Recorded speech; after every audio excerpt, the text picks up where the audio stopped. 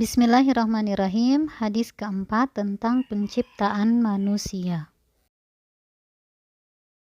Bunyi hadisnya adalah An Abi Abdurrahman Abdullah bin Mas'ud radhiyallahu anhu qala haddatsana Rasulullah sallallahu alaihi wasallam wa huwa shadiqul masduq inna ahadakum yujma'u khalquhu fi batni ummihi arba'ina yawman nutfah thumma yakunu 'alaqatan misla dhalik thumma yakunu mudghatan misla dhalik thumma yursalu ilaihi al-malaku fayanfuhu fihi ruh wa yu'maru bi arba'i kalimat bikatbi rizqihi wa ajalihi wa amalihi wa syaqiyyun aw sa'id fawallahi alladhi la ilaha ghairuh inna ahadakum la ya'malu bi amali ahlil jannah hatta ma yakunu bainahu wa bainaha illa dhira' fayasbiqu alaihi al-kitab fayamalu bi amali ahlin nar fayadkhuluha wa inna ahadakum la ya'malu bi amali ahlin nar hatta ma yakunu bainahu wa bainaha illa dhira' fayasbiqu alaihi al-kitab fayamalu bi amali ahlil jannah fayadkhuluha. Yang artinya dari Abu Abdurrahman Abdullah bin Mas'ud radhiyallahu anhu, beliau berkata, Rasulullah Shallallahu Alaihi Wasallam menyampaikan kepada kami, dan beliau Rasulullah adalah orang yang jujur dan terpercaya. Sesungguhnya setiap kalian dikumpulkan penciptaannya di perut ibunya sebagai setetes mani selama 40 hari, kemudian berubah menjadi setetes darah selama 40 hari, kemudian menjadi segumpal daging selama 40 hari. Kemudian diutus kepadanya seorang malaikat, lalu ditiupkan padanya ruh dan dia diperintahkan untuk menetapkan 4 perkara, menetapkan rizkinya, ajalnya, amalnya, dan kecelakaan atau kebahagiaannya. Demi Allah yang tidak ada ilah selainnya, sesungguhnya di antara kalian ada yang melakukan perbuatan ahli surga, hingga jarak antara dirinya dan surga tinggal sehasta. Akan tetapi telah ditetapkan baginya ketentuan, dia melakukan perbuatan ahli neraka, maka masuklah dia ke dalam neraka. Dan sesungguhnya di antara kalian ada yang melakukan perbuatan ahli neraka hingga jarak antara dirinya dan neraka tinggal sehasta. Akan tetapi telah ditetapkan baginya ketentuan. Dia melakukan perbuatan ahli syurga, maka masuklah dia ke dalam syurga. Hadis riwayat Bukhari dan Muslim. Masuk pada penjelasan. Sebelum pada penjelasan inti, kita harus mengenal dulu siapa Abu Abdurrahman Abdullah bin Mas'ud itu. Abu Abdurrahman Abdullah bin Mas'ud adalah salah seorang sahabat senior Rasulullah. Beliau termasuk orang yang pertama kali masuk Islam. Beliau juga adalah ahli Al-Quran dari kalangan sahabat Rasulullah. Dalam sebuah hadis sahih, Nabi Muhammad mengatakan tentang keutamaan beliau. Nabi Muhammad bersabda, "Man ahabba ayyaqra'al Qur'ana ghaddan kama unzila falyaqra'ahu ala qira'ati ibni ummi abdin." Barang siapa senang membaca Al-Quran dengan benar sebagaimana ketika diturunkan, maka hendaklah ia membaca berdasarkan bacaan Ibnu Ummi Abd. Yang dimaksudkan adalah Abdullah bin Mas'ud. Hadis riwayat Ibnu Majah. Dan Abdullah bin Mas'ud adalah orang yang pernah melakukan hijrah ke Habasyah, juga hijrah ke kota Madinah. Dan beliau meninggal pada tahun 32 Hijriah.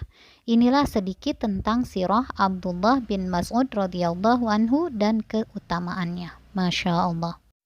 Dalam hadis ini, Abdullah bin Mas'ud mengatakan bahwa Rasulullah adalah as-sadiqul masduq, orang yang paling jujur dan terpercaya, yakni jujur dalam perkataan beliau, tidak pernah berbohong seperti yang pernah dikatakan oleh Khadijah radhiyallahu anha dan yang diakui oleh orang-orang Quraisy di kota Mekah. Masya Allah.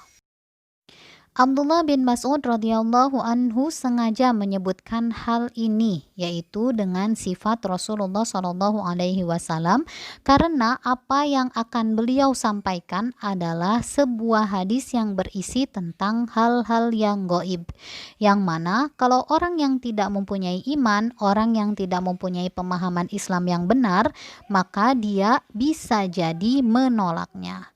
Nah, di sini Abdullah bin Mas'ud sengaja mengatakan bahwa beliau adalah Rasulullah adalah orang yang jujur dan terpercaya, untuk menegaskan bahwasannya apa yang disampaikan oleh Rasulullah dalam hadis berikut ini itu semua adalah wahyu dari Allah Subhanahu wa taala, bukan dari diri beliau sendiri. Masuk pada penjelasan inti, yaitu hadisnya berbunyi, sesungguhnya setiap kalian dikumpulkan penciptaannya di perut ibunya sebagai setetes mani selama 40 hari. Kemudian berubah menjadi setetes darah selama 40 hari. Kemudian menjadi segumpal daging selama 40 hari.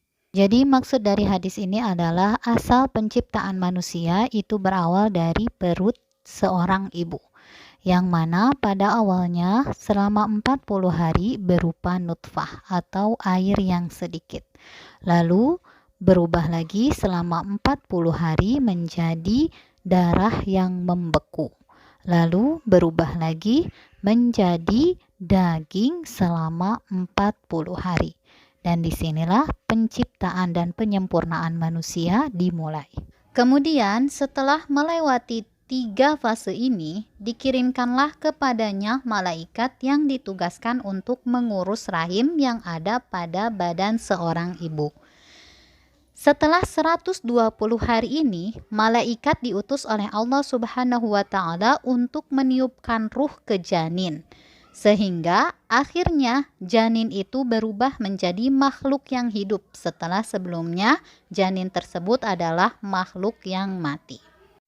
Dan di sini pula ketika seorang malaikat diutus untuk meniupkan ruh, kemudian diperintahkan juga untuk menuliskan 4 perkara, yakni yang pertama adalah rezekinya, kemudian amalannya, kemudian ajalnya, dan yang terakhir adalah apakah dia akan hidup bahagia atau dia akan hidup sengsara. Jadi 4 perkara ini sudah dituliskan oleh malaikat pada usia bayi yang melewati 120 hari.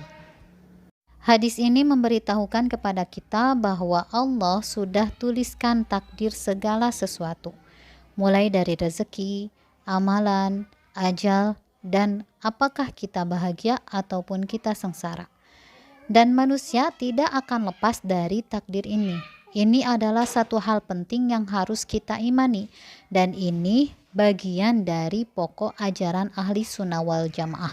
Bahkan bukan cuma itu, tapi ini adalah rukun iman kita, di mana kita harus beriman kepada takdir Allah Subhanahu wa taala, yakni bahwasana Allah telah menuliskan takdir kita semuanya dan kita tidak akan keluar dari takdir tersebut. Masya Allah. Penjelasan hadis selanjutnya, Ibnu Mas'ud radhiyallahu anhu berkata, dan demi Allah yang tidak ada Tuhan selain Dia, sungguh seorang di antara kalian beramal dengan amalan penduduk surga sampai tidak ada jarak antara dia dengan surga kecuali hanya 1 hasta. Kemudian kitab takdir mendahuluinya, maka dia beramal dengan amalan penduduk neraka, maka dia pun akan masuk ke dalam neraka. Dan sebaliknya, seseorang di antara kalian ada yang beramal dengan amalan penduduk neraka sehingga tidak ada jarak antara dia dengan neraka kecuali hanya 1 hasta. Tapi kemudian kitab takdir Allah Subhanahu wa taala mendahuluinya, maka di akhir hayatnya dia beramal dengan amalan penduduk surga, maka kemudian dia masuk ke dalam surga.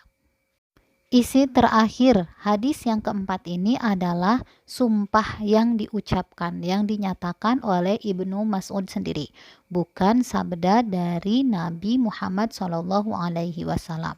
Hadis Nabi atau sabda Nabi hanya dari penciptaan manusia sampai tertiupkannya ruh.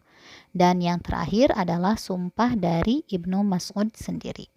Namun ternyata ada juga pernyataan atau sabda Nabi Muhammad SAW yang senada dengan pernyataan Ibnu Mas'ud.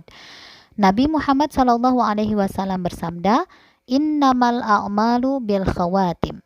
Sesungguhnya amalan-amalan itu tergantung pada akhirnya. Hadis riwayat Bukhari. Hadis ini menjelaskan tentang terkadang seseorang beramal dengan amalan penduduk surga di mata manusia. Jadi orang melihat beramal dengan amalan penduduk surga, padahal di mata Allah belum tentu seperti itu. Kadang-kadang kita melihat orang yang sholat, yang puasa, atau haji, atau umroh, atau membayar zakat, di mata kita dia adalah orang yang begitu soleh. Tapi siapa yang mengetahui isi hatinya? Bisa jadi orang tersebut tidak ikhlas dengan sholatnya, mencari pujian orang lain dengan umrohnya, sehingga membuat hina di mata Allah. Wal'iyadu billah. Begitupun sebaliknya, ada orang-orang yang bisa jadi beramal dengan amalan penduduk neraka di mata manusia. Yang dilihat oleh manusia adalah dia beramal dengan amalan-amalan yang buruk. Tapi kita tidak mengetahui apa yang terjadi di belakang layar. Barangkali di belakang layar dia adalah orang-orang yang solih, atau orang yang ketika terjatuh dalam maksiat dia menangisi maksiat itu dengan penyesalan yang pahalanya mengalahkan dosa-dosa yang dia kerjakan. Dia selalu menyesali setiap dosa yang dilakukan dengan taubat yang besar kepada Allah Ta'ala, sehingga mendatangkan kemuliaan di mata Allah Subhanahu wa Ta'ala. Nah, inilah amalan batin, amalan hati yang tidak tampak oleh manusia. Dan ini bisa jadi menyelamatkan dia di akhir hayatnya, sehingga akhirnya dia beramal dengan amalan penduduk surga, kemudian dia masuk ke dalam surga. Berbeda dengan orang yang awal tadi. Di mata manusia dia begitu mulia, di mata Allah dia begitu hina, sehingga dia akhirnya menjadi penduduk neraka. Wal'iyadu billah. Inilah takdir yang kita tidak tahu akhir kehidupan kita, apakah kita su'ul khotimah atau kita husnul khotimah. Alhamdulillah, inilah penjelasan hadis yang keempat. Mudah-mudahan bisa difahami dan dipelajari. Jazakumullah khairan jaza atas perhatiannya. Barakallahu fikum ajma'in.